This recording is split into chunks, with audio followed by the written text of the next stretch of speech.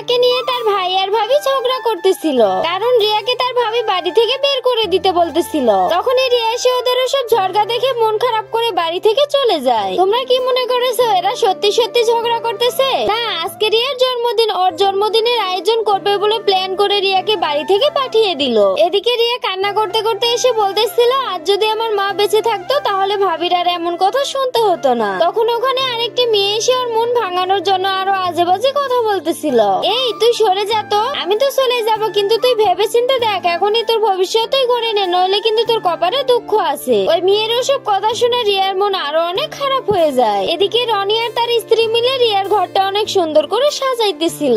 এরপর রনি সবার জন্য খাবার তৈরি করতেছিল। তখনই রিয়া বাড়িতে এসে তার ঘরে তার ভাই আর ভাবিকে আনন্দ করতে শুনে। তারপর রিয়া জুড়ে দরজা খুলে তার ভাইয়ের দিকে তাকিয়ে থাকে। রিয়া, দরজা বন্ধ করে এসো। হ্যাঁ যাচ্ছি। ওরা দরজা বন্ধ করে দিল। আমি আর কখনো